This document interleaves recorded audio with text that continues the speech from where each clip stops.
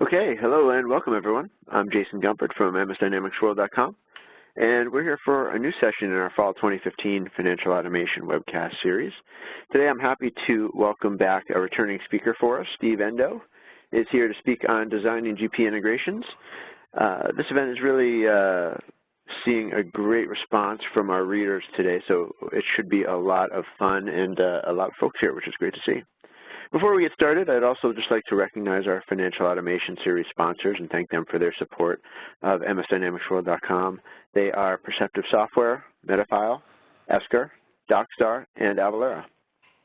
So as we get started, please know that you can use the Q&A block or the chat that you'll see on the right side of the webcast session to ask your questions and provide your thoughts during the session. Steve will be taking your questions during the event, and we will also have a few poll questions for you to look out for. So without further delay, Steve, let me hand it off to you.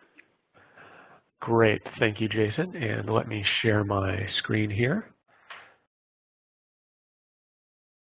Okay. Is that showing up okay? Yep, we're seeing your slides. Okay, great. Let me just pull up the chat and the Q&A block so I can see those questions. Okay, welcome everyone. Today, of course, we are going to talk about designing Dynamics GP integrations. And this is more of a strategic or high-level overview of that process based on things I've learned over the years, so I hope you find it useful. My name is Steve Endow, and I am a Dynamics GP MVP. I have a company, Principio Services, in Los Angeles, and the vast majority of work that I do is developing Dynamics GP system integrations and customizations. And I also occasionally help some ISVs integrate their product with Dynamics GP. So I've been doing this for over 10 years now, and so I've learned a few things and seen quite a few things at customer sites that I'd like to share. And I apologize, I have a little bit of a cold from my family there. I have 2 kids who bring home the very best colds from their schools, so it's top shelf stuff. Okay, so these are the 5 tips that I'd like to discuss today, and these are kind of high-level concepts. They're not specific gems that you need to write down. We'll go through them in detail, but they're more things to consider when designing integrations. And the first is system integrations. The way I think of them, I don't think of them as data imports. I think of them as system integrations, and I'll talk more about those. Okay, I have a note that audio quality isn't too good. Jason, can you hear me okay? Yeah, I'm hearing you fine. I would say if anyone else has an issue, let us know. I think other people are sounding good too. Okay, and second, every integration is an opportunity, and it's not just something where you get the job done and walk away. I think there's opportunities to look at other aspects of the process. The third is integration should be designed, which seems a little redundant with the title of the presentation, but I'll talk more about what that really means. And then as part of the design process, design for reliability and flexibility. And then lastly, avoid complexity. And that is often difficult to do, but it is possible. So with those in mind, we'll jump into it. And if I can get PowerPoint to cooperate here. So some of those points may seem like common sense, avoid complexity, but I can tell you from experience that is not so common. Many integrations that I've seen are overly complex. They do not have flexibility. They're not easy to use. So that's why I put them up there. You may think, oh, okay, that's obvious, but it's not so obvious. Okay, so we're going to do an initial poll here. If you currently have some Dynamics GP integrations or have worked with them, what do you think of them? Do you think they're great? Do you think they require too much support or too complex? You know, what are your complaints? And there's a little poll going on here, and we'll leave that up for a little while. And if you can respond to that, I'm curious to get your feedback about what you think about your current integrations. Hey, Steve, while that's running, folks should see that to the right. Okay. I am still interested to get people's audio feedback on the audio. And if anyone does have issues, you can try going to the Quick Start tab in the upper left and restarting your audio from there. But I am just interested to know how it's going for people. Okay, yeah, feel free and put something in the chat or the Q&A section there. Okay, so with that poll, I believe that's going to be up for a little while. We'll move on. Or can I move on, Jason? 10 more seconds. About 10 more seconds, and then we'll close it out. Okay, great.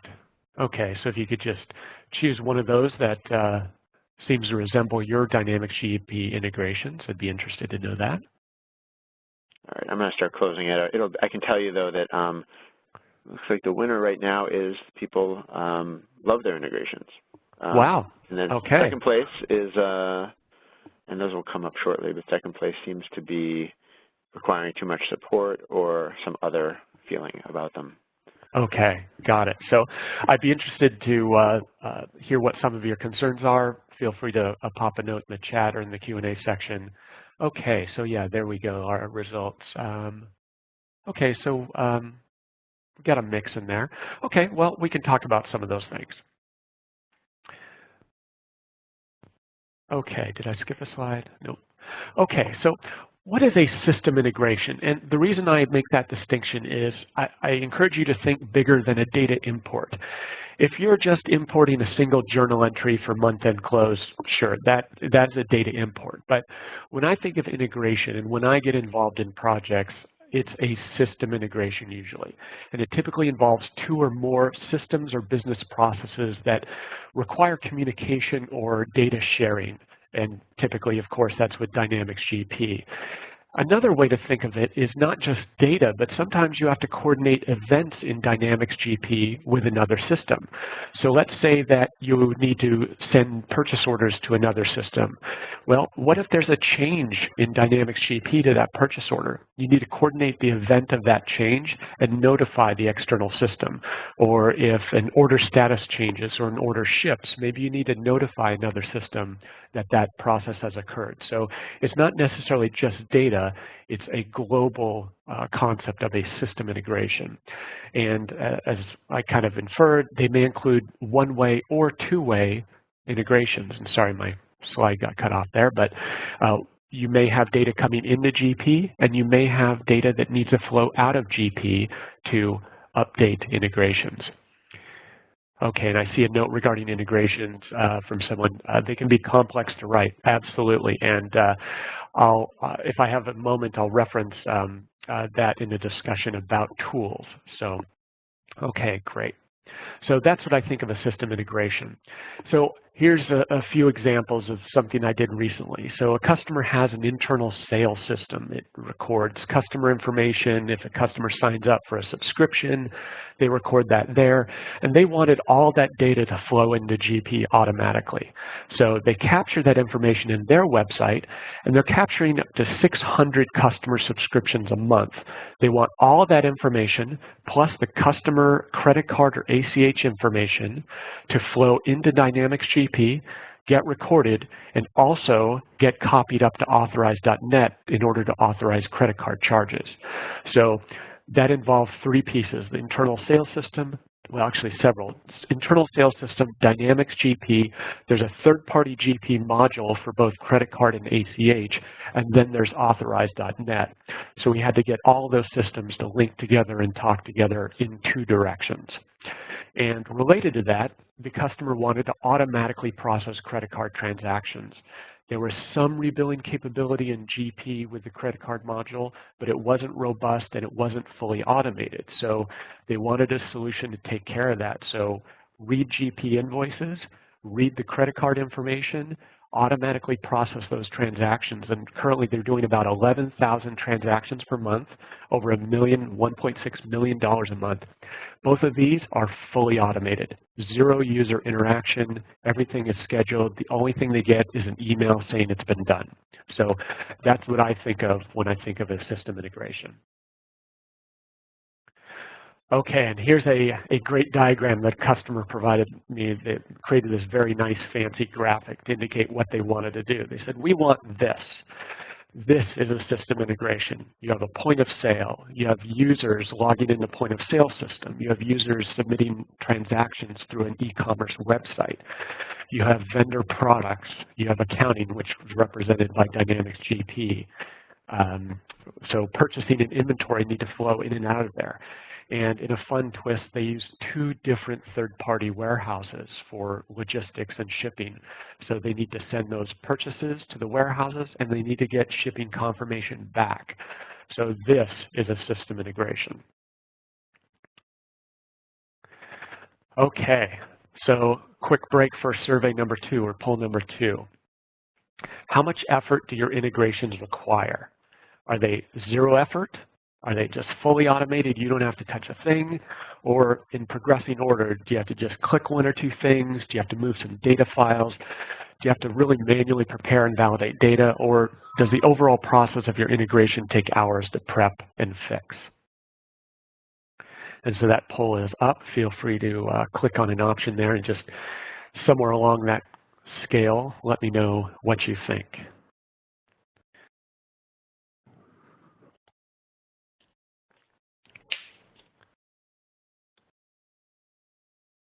Okay, so I see a note that the audio tends to cut out a little bit, and if that persists, Jason, I can try dialing in and see if that makes a difference.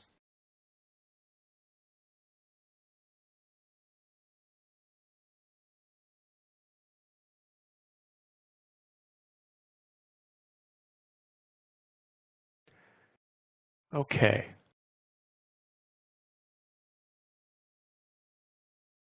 So let me know when you want to close out that poll, Jason.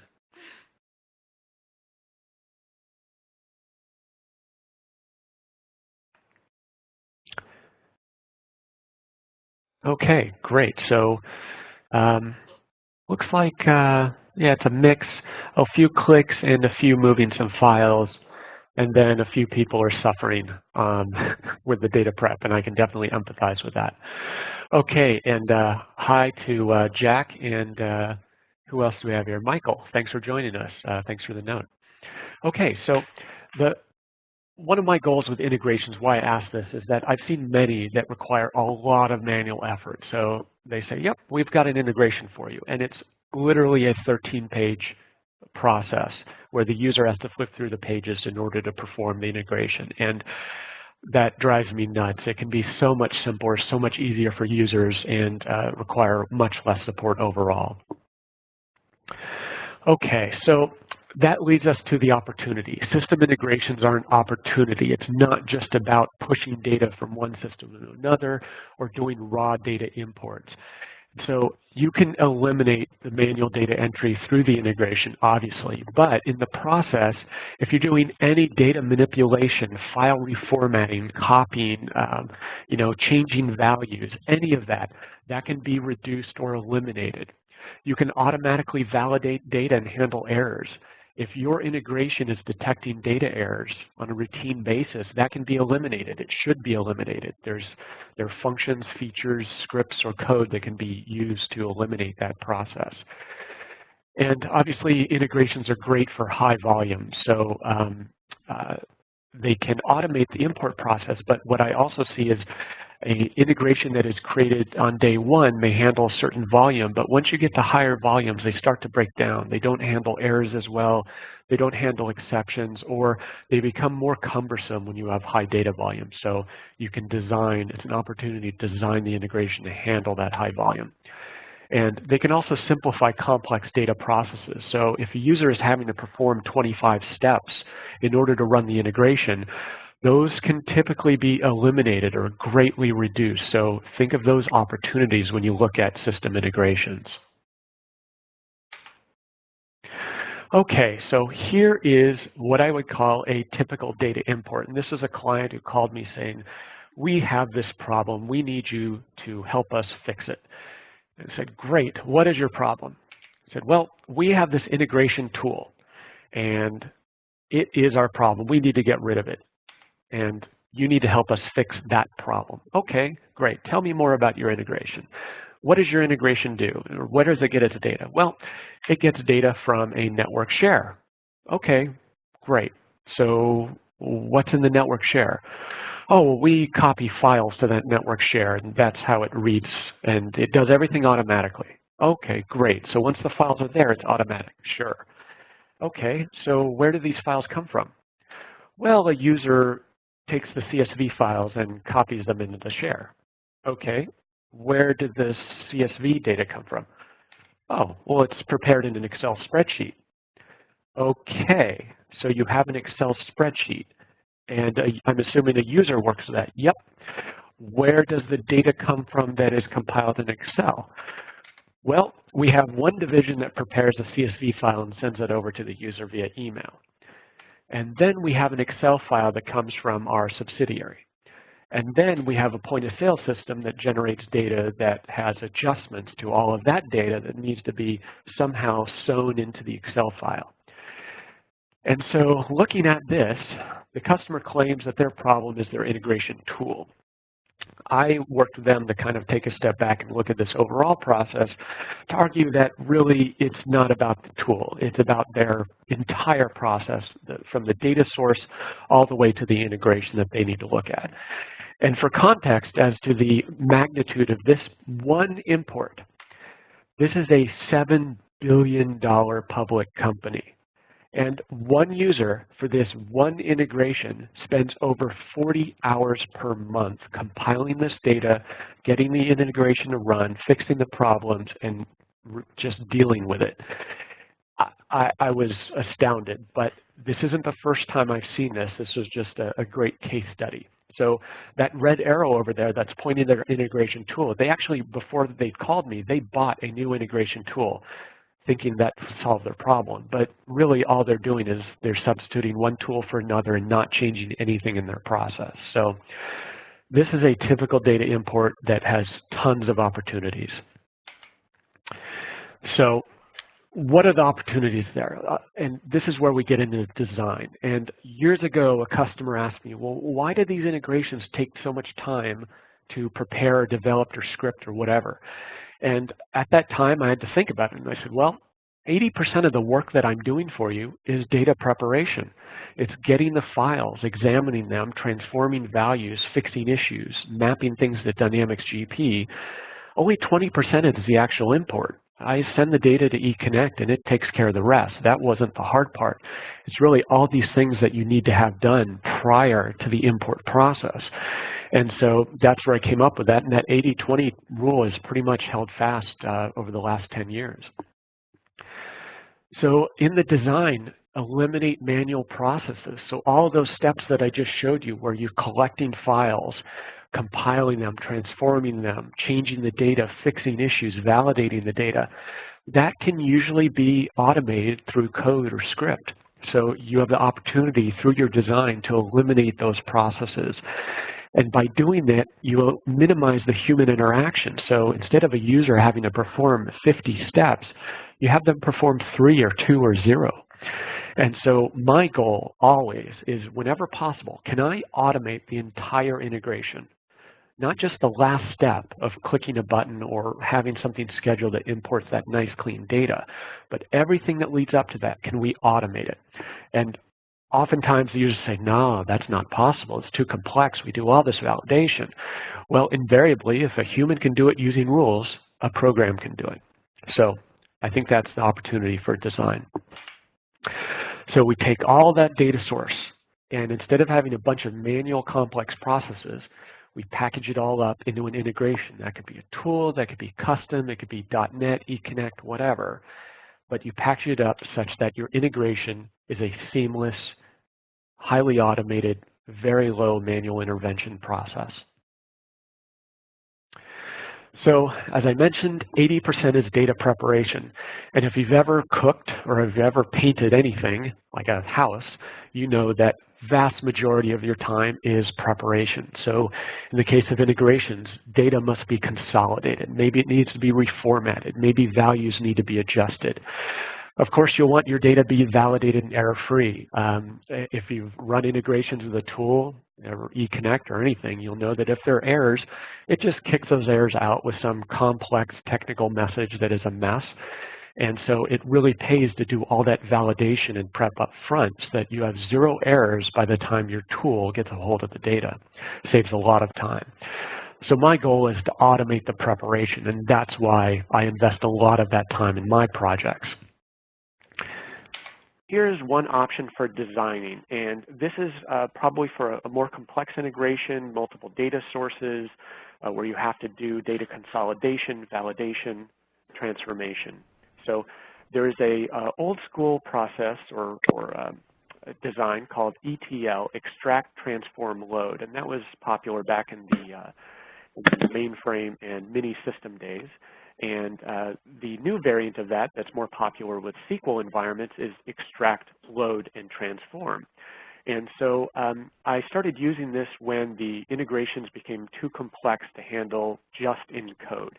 There was just too much data to deal with, too many corrections and validations to perform. So that looks like you get your source data, you figure out how to pull that all together and extract it into, say, a network share. And then you have a process to load those source data files into what I call SQL Server data staging tables. This is just your raw data. So if a customer sends you a CSV file, or you're having to download data from the American Express website, or your third-party warehouse is sending you some data feed, figure out a way to get that data into SQL Server. Because from there, the benefit is you can use standard SQL statements and standard SQL routines, which are very powerful with data manipulation, to transform, edit, validate, update, whatever you need to do, and then push those to what I call my final import tables. So by the time things are in my import tables, it's in my final format that I want to work with that would correlate to your Dynamics GP fields. And that would be, say, ready for eConnect or Smart Connect or Scribe or whatever tool you're using. So that load and transform process, I think, is very valuable, and a lot of people skip this step, and they either require their users to perform this process manually. So they're moving Excel columns, adjusting data, and manipulating the file manually. So this is the first critical step in avoiding those manual processes. And this does take time, it takes work, it takes some form of scripting or code or some level of automation through a tool, but it's very valuable if you're dealing with large, complex, or multiple data files. Okay, so next up, reliability and flexibility. So you want to have data validation if at all possible. You don't want to make your users search for problems. You don't want to have the integration fail because of data validation problems. If there is a problem, and invariably you'll get one or two that do crop up, you want to be able to handle those. You don't want the entire integration to fail and just die and make the user deal with the fallout. If there are, 1,000 records and there are 10 that fail, you don't want those 10 to hold up the other 990. Have the process run, kick out those 10 as exceptions, and allow the user to deal with those 10. So allow them to reprocess just the records that had errors without having to rerun the entire integration.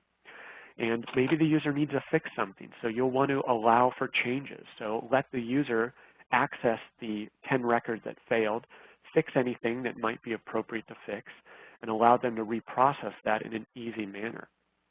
And when you design your integrations, make sure that you consider the possibility for increased transaction volume. So as I mentioned earlier, an integration that may work fine with 500 records may start to break down quickly when you have 1,000, 5,000, 10,000 records. Maybe it takes too long. Maybe too many errors get through. And so sometimes you can't design for that up front, but if your overall architecture is sound, you can accommodate those changes down the road. And really, all of these things are essential if you're going to do a fully automated integration.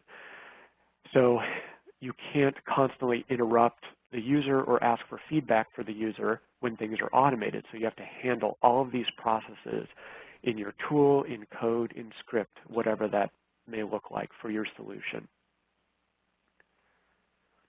Okay, so what would a data validation design look like? And this is something I've implemented and seems to work well. It's not the only way, but it's one option. It's just a high-level flow. So once we have our data that's been cleaned up, we've run our ELT process, we have our data in the import tables, we'll run some data validation, and that can be as simple as some SQL statements. Do all of these vendors exist? Let's query all our vendors in our invoice table or our purchase order or receipt table. Check those values against Dynamics GP vendor tables. Do they exist? Yes. Everything is good? Great. Let's proceed with import. Or maybe we don't have some vendors. Maybe this is a new vendor. Maybe this item number doesn't exist. So we have some issues. Let's kick everything out to a standard CSV file. I found that in general, almost every user is comfortable with CSV. It opens in Excel. It's very easy to work with.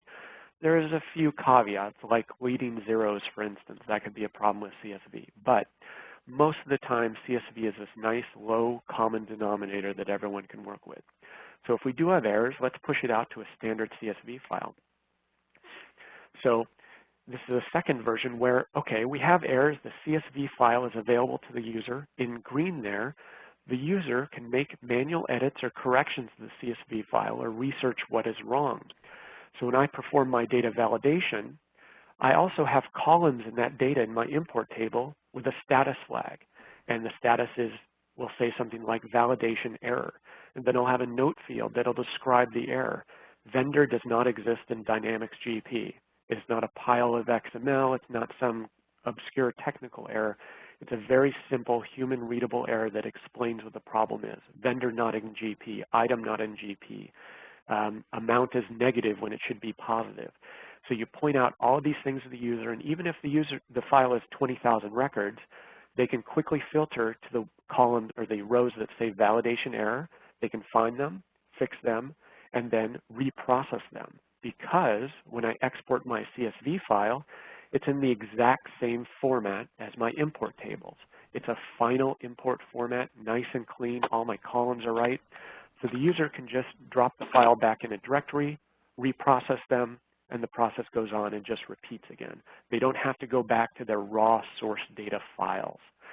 Does that make sense to everyone? Hopefully that kind of made sense. So basically you want to have a process whereby you perform data validation and you handle exceptions and you give the user the opportunity to correct things if they need to. And that can be in an asynchronous process. They don't have to wait around for that process. It could just get pushed out to a directory. They deal with the issues there, and then they drop it in the reprocessing directory and it occurs automatically again. So you want to have that loop available to users.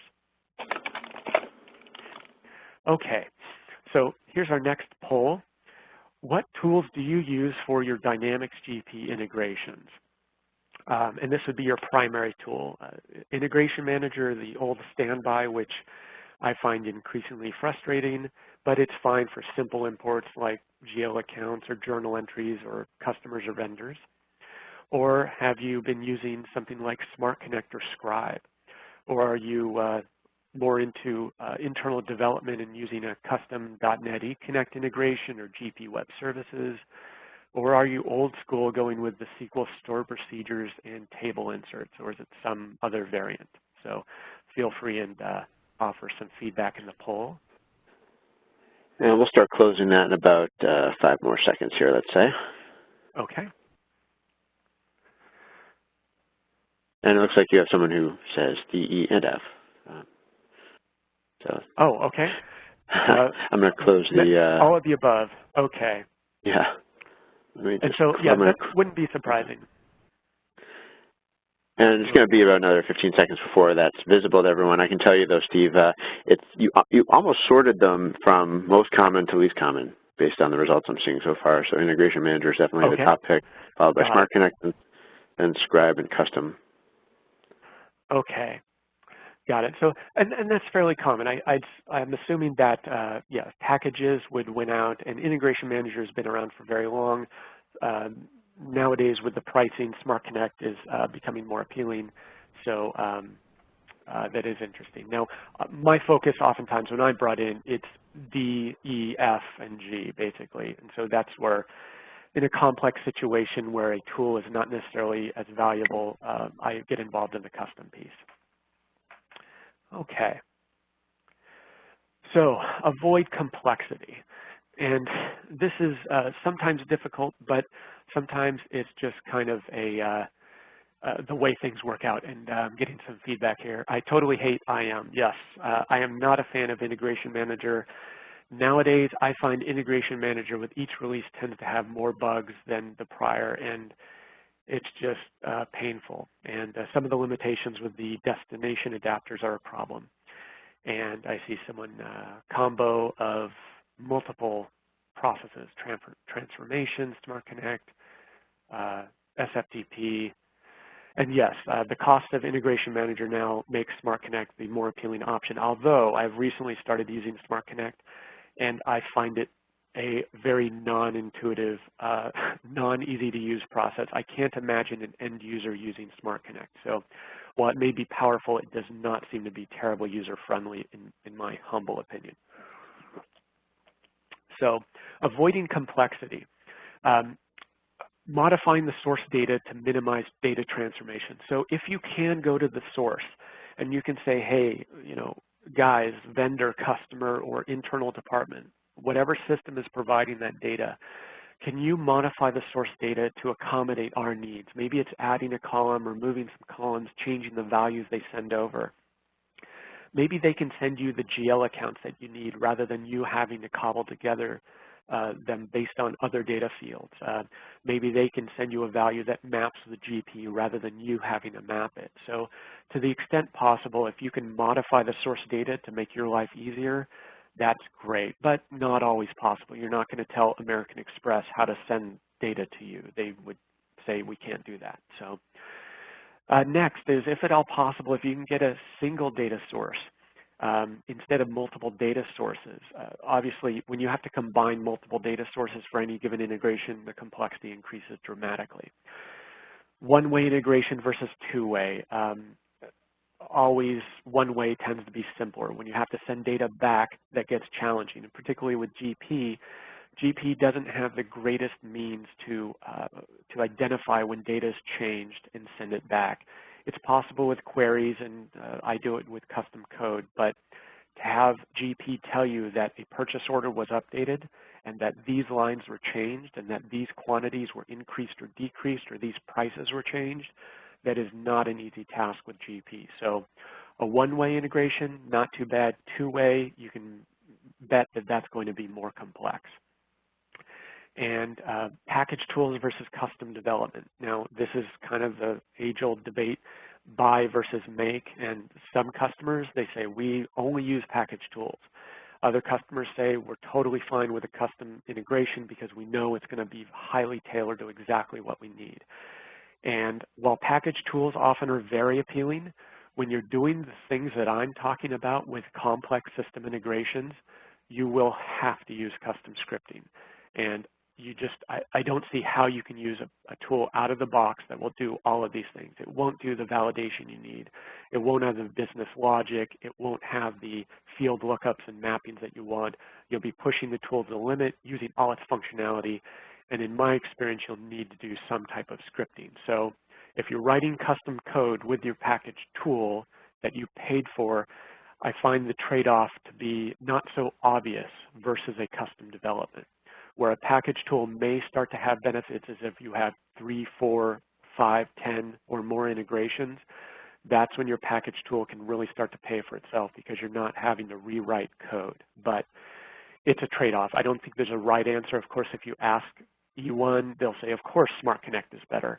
But if you look at some of the integrations that I've done, it just would have been really nasty to try to use a tool to do those things.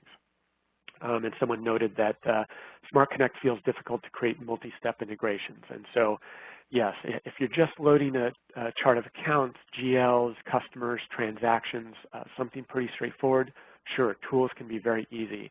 But when you're having to do, say, an ELT process, you're having to do validation and error handling and allow the user to get involved with the data, multiple steps, maybe you're downloading, uploading, all those things do start to get complex regardless of the process that you implement.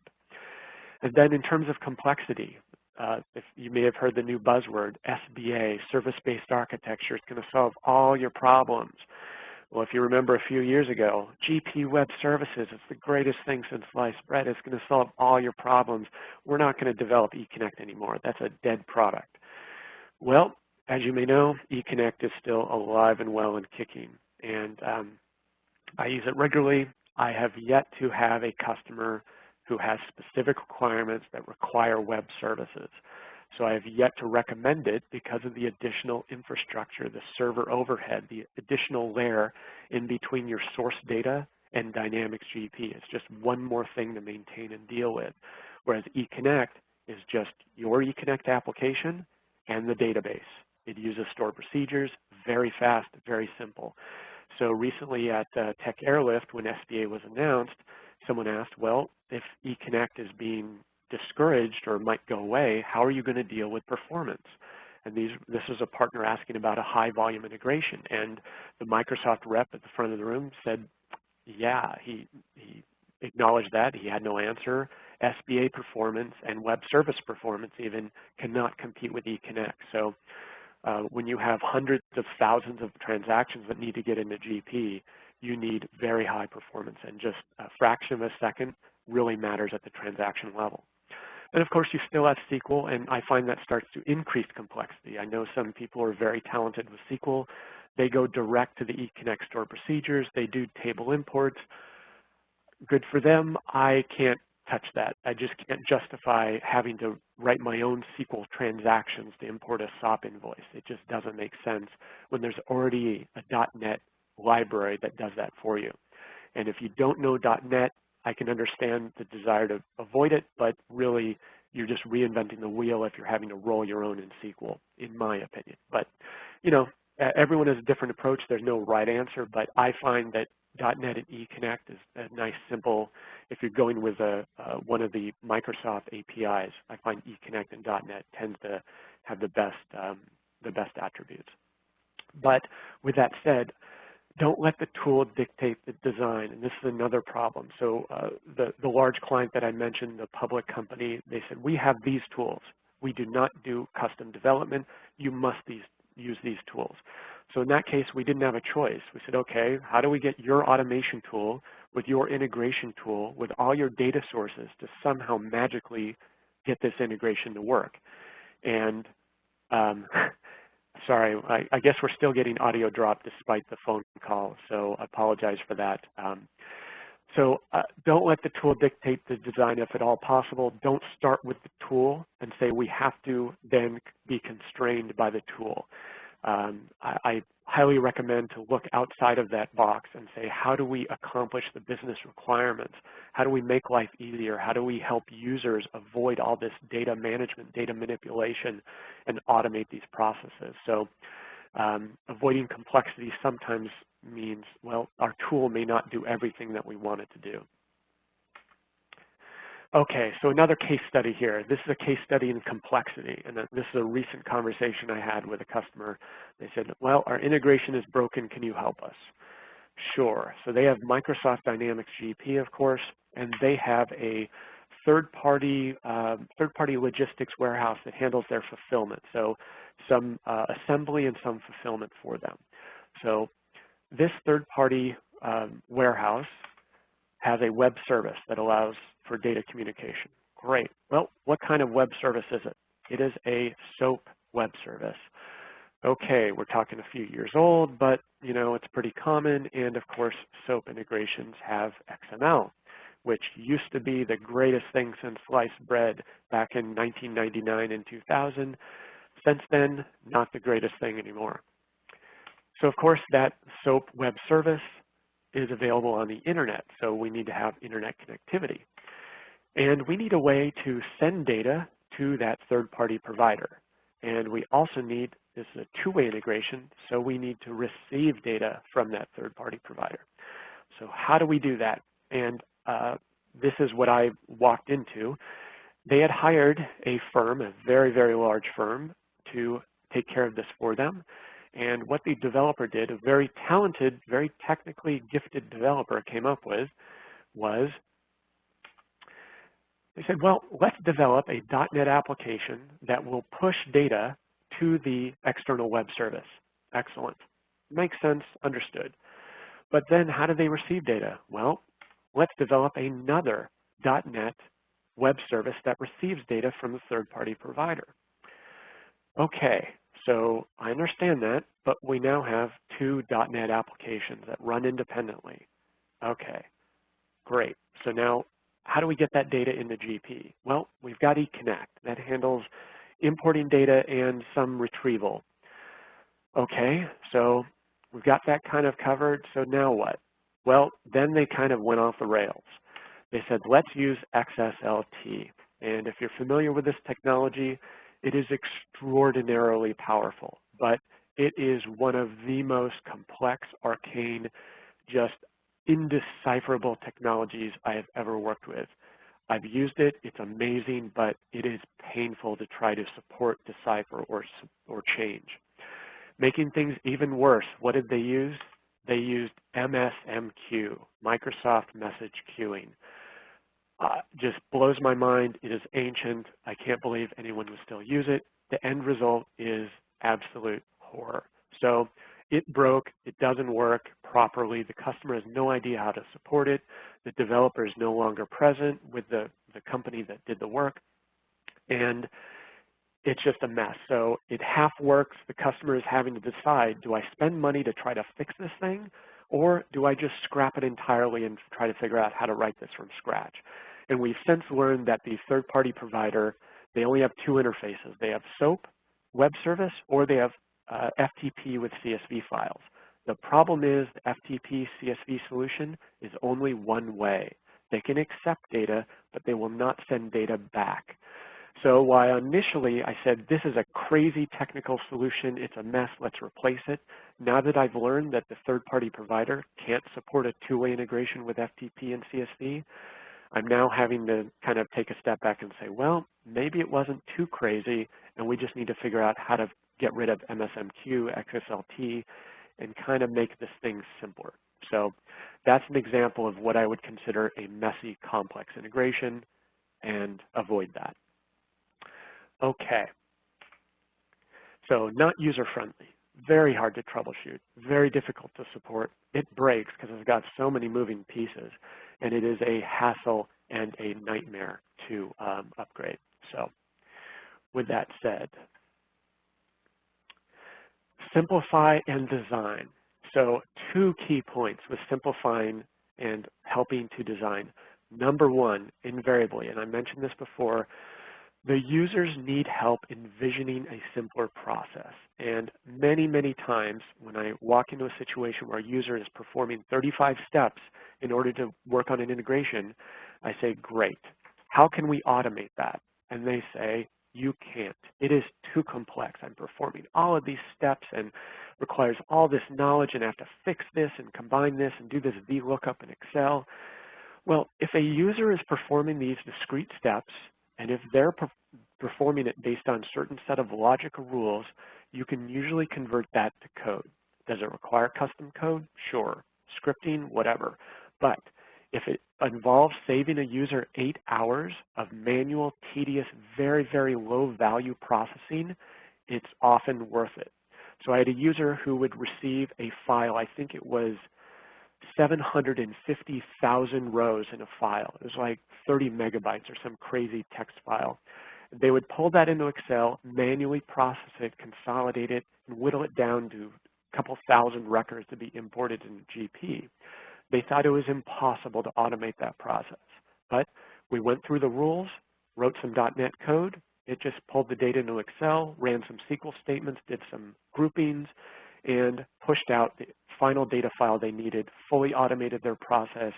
They went from 8 hours to about 5 minutes. So it is possible. Next up, IT departments or consultants, whoever the case may be, on the technical side, they need help and opportunity to design things strategically. Oftentimes, IT is brought in at the last minute. Accounting says, we have this new data feed, we need to get it in a GP. They cobble something together, and it works. And so there's no opportunity to look at things strategically to say, how do we solve this problem in a better manner? And so I think it's important to say, okay, let's try to take a step back, look at this entire process, not just shoving data in the GP. Where's this data coming from? What's the format? What are you having to do to get it ready for import? Give them an opportunity to design a strategic solution. And this could apply to your GP partner as well. Don't just call them up and say, hey, we need this integration, get this data in the GP, involve them in the conversation of what you're trying to accomplish. So you want to take these complex processes in this little graphic here, consolidate them into this nice, pretty simple automated solution. So overall, design your integrations. Think of your business requirements. Think of your business process. Figure out how to simplify the overall process. To what extent can you automate these things? Even if you think you can't, just ask the question. Can we automate this? And don't be limited by your tool. Maybe your tool can't figure out how to map your business process or these certain values, your region codes to Dynamics GP or your salespeople. But ultimately, a little .NET, a little SQL scripting can usually automate those processes. And the end goal is reduce time and effort. Generally, these integrations are not high-value processes. No one's going to win an award for spending 8 hours consolidating data in Excel to push a button to get it in the GP. You want these off your desk, out of your business process so that users are not involved because it's expensive. And, users make mistakes, whereas a program running this all day, it could do a much better job and not have to deal with the tedium. So with that said, all of these tools off on the right, they're great, but really I think the bullet points on the left are much more important. So with that said, any questions? And let me see if I can see the Q&A. Okay, looks like the Q&A is showing the poll. Sorry, let me bring that down. If that was, oh no, shouldn't be up anymore. There are a few questions here. I could pick off one that came in quite a while ago. Okay, let me. Are you hearing me, Steve? Okay, there's Q&A. Okay, so I see. What would you do with inherited integrations that kick back a lot of eConnect errors simply because the map data does not exist yet in GP? So with that question, basically you have an eConnect error, and if you've ever seen an eConnect error, it is undecipherable to an end user. I can interpret it kind of like Sanskrit, but most end users, no matter how you simplify those eConnect errors, they're just useless to end users. So if data does not yet exist in GP, that's where that 80% prep is involved. You have to validate your data before you even send it to eConnect. So that's where some type of scripting comes in. You take your vendor IDs, your item numbers, your GL account numbers, whatever you're needing to validate in GP, you have to do that work up front. So for each item, you do a SQL statement. Or if you have that data in SQL, you just do a join, a left outer join. So you take your items being imported, you left outer join against your GP item table, and instantly you can see any items that don't exist. So that takes less than a second usually, and you can provide your user with a list in the validation step that says, hey user, here are the 15 items that don't yet exist in GP. You need to set those up before I attempt to run the integration, and your integration can stop.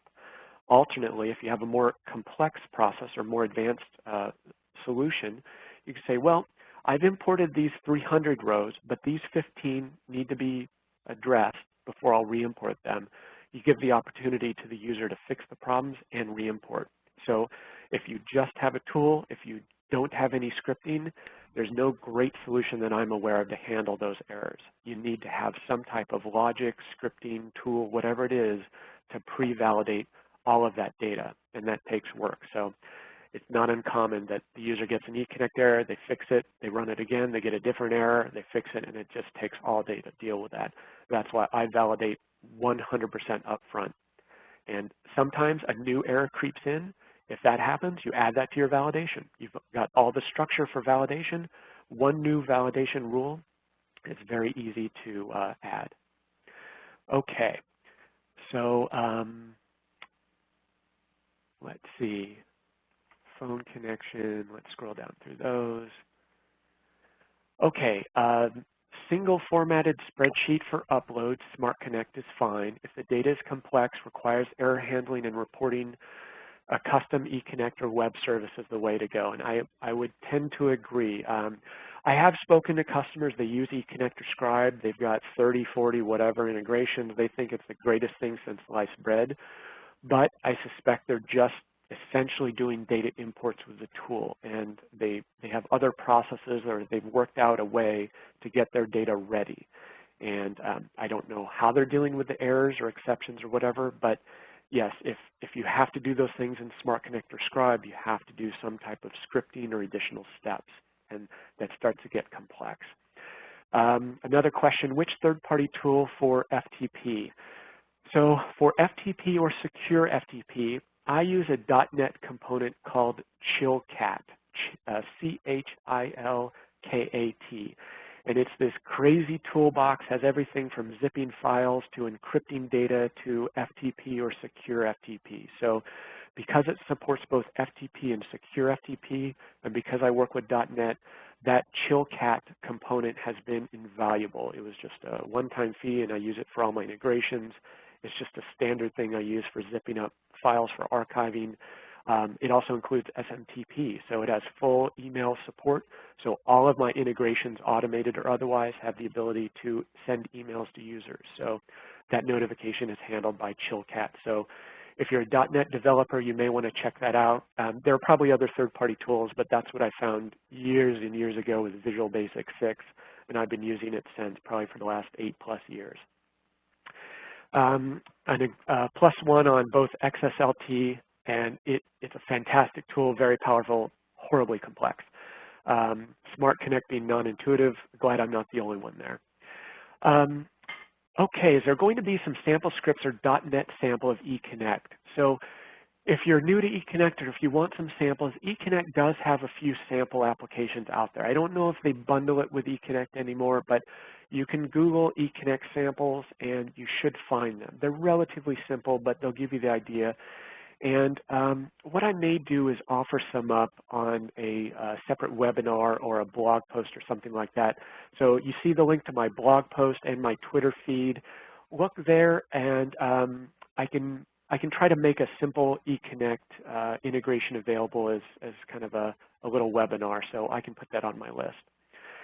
And let's see, do you use translation tables? How do you expose them for user maintenance? I try not to use third-party translation tables because exactly that. They're custom tables, they're maintenance. So what I try to do is co-opt Dynamics GP for that. So for instance, let's say that your third-party warehouse has different inventory item numbers. Store those inventory item numbers in the GP item record. Use an additional field or UDF field. Or if there's a customer account number, use one of the customer UDF fields to store that number. That way, your Dynamics GP table becomes your translation table. So if you need to look up that third-party item number, you just query IV0101, you check the UDF field, great.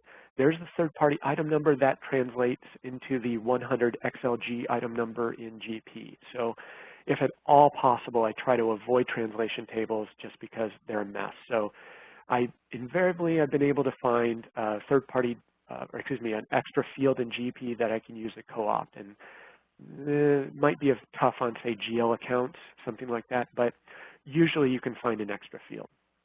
But I don't have a great answer for user maintenance if you have to use a translation table, maybe a smart list to see them and an Excel spreadsheet to update them. Not quite sure. Best practices for Scribe Online. I have not used Scribe directly or Scribe Online, so I don't know. There's so many tools out there. In addition to Scribe and eConnect, there are many others. Jitterbit and these third-party cloud providers now, there are many of them. So tool-specific gets difficult, so unfortunately I don't. Someone agreed that they have a custom eConnect process to handle missing data errors or validation errors and write to a log. Exactly. So before you even send data to eConnect, I just say validate it all. And if you can, just stop the integration, say, hey, here are these errors, fix them, and we'll reprocess the whole file. in a high volume environment, that doesn't always fly. Sometimes you have to push the data you need to, and you need a little more intelligent process to be able to handle just the exceptions separately.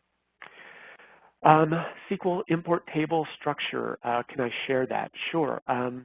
I would probably need to have a more detailed presentation on how I would do that, showing exactly what, say, some source data files look like, what my data tables would look like, and what an import table would look like. But basically, an import table would mimic your final ideal data import structure. So you have your fields ready for eConnect or ready for Scribe or Smart Connect. And so all of your fields would map out. They would match what you need in GP.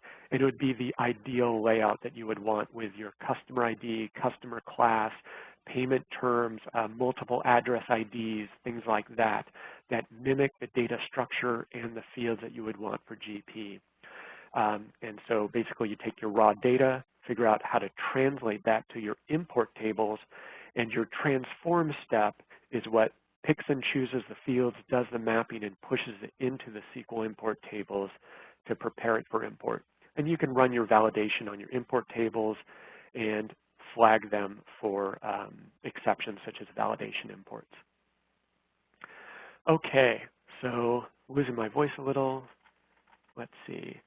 Recordings of this webinar will be available on the MS Dynamics World website. Usually, Jason, I think it takes a day or two to turn that around, but all the webinars are recorded and posted on the website. Oh, I see you responded to that.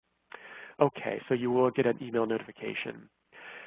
Does anyone still use Continuum to link in a spreadsheet directly to GP transactions? You know, that is an interesting question. I have one customer, I inherited an integration, and they do that. And I was at first skeptical, but I was very impressed. I don't know who the original consultant was, but yes, I have seen that before. One customer does that, and it works surprisingly well. I was very scared of it, but it just works. It's worked for years. They had one little hiccup I had to fix, but that is interesting you asked that question because I have seen that once before to my surprise. So Continuum is a lost art very much, so you won't find many people using it. I don't use it because I just don't know the Sanskrit to utilize it, but it is out there, and it is a dying breed, so support is more difficult to obtain. That's the only warning I would offer there. So with that, it looks like those are all the questions. So if you have any other questions, feel free to send me a note on Twitter, go to my blog, post a comment. You can also go to my website, precipioservices.com, and click on the Contact Me link for that if you want. But otherwise, I'm out there, not hard to find me. So thanks, everyone, for attending. All right, and thank you, Steve. That was a great job. Lots of questions to field, and we appreciate you taking the time as always. We are going to start wrapping up here. Like we said, the session has been recorded. There's also a quick survey that'll pop up as you depart today. Please do look for that. It only takes 10 or 20 seconds to fill it out. It'll tell us what you thought of the event, the technical side, the content, maybe what you'd like to see in the future. So with that, let me say thanks once again to everyone for attending, and obviously to Steve for taking the time today. And that concludes the event. Have a great day.